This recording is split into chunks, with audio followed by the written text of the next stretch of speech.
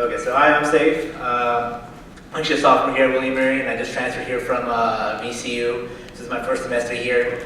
I've been living in Williamsburg. I am a townie for the past 7 years.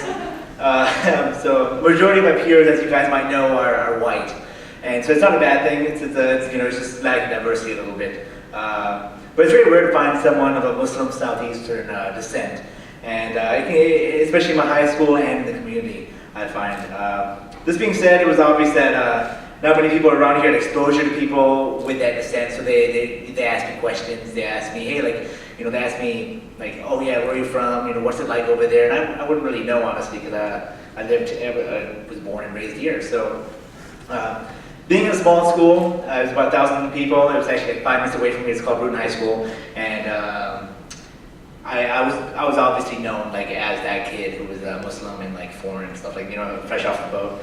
But there's one story I'd like to share with you guys, and it's about a hate act that had happened towards me and my family back in my junior year of high school.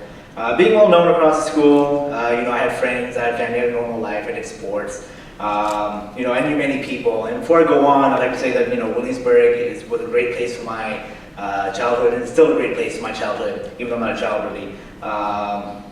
But I never think that any of my peers here or back in high school would ever do anything to harm me, nor my family, nor in the community would they do that. So that act that I'm talking about here occurred my junior year of high school. To get to the point, someone had written 9/11 on all of my car windows. And not only once, there was 8 times, 8 9/11s on my car. And the way I found out was I woke up in the morning, my parents had seen it before me, and they'd called the police to report the crime. And the police asked me, who would have done this? Do you know anybody who would have done it? And I had no idea who would have done this because I don't expect any of my peers to do such an act. And I was really surprised. I was kind of ashamed of myself at that point, even though I shouldn't be. And I was ashamed that my parents would judge me as a person, as a child also. But I wasn't too affected in the end. Who was really affected was my family, especially my mom and dad. For the next 2 to 3 weeks, and even still now, they bring references back to this event. And they say, be careful out there. I don't want people to hurt you or anything like that. It makes sense because they are my parents. They look out for the best of me. But later on, I found out a week later after that act that who had done it, and I was actually surprised at who had done it.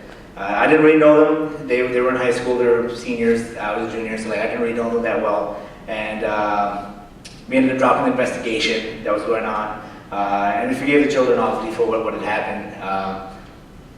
But I was really surprised. They were military background children. They weren't any normal. They weren't anything psychopaths or anything like that. They're just normal military children. They had gone through their parents being deployed and them being around the military lifestyle as it is. Now, in the end, I'd like to say that being in this new community has been really helpful and really been supportive, just like Williamsburg is. And hopefully this story doesn't scare you guys from Williamsburg for some reason.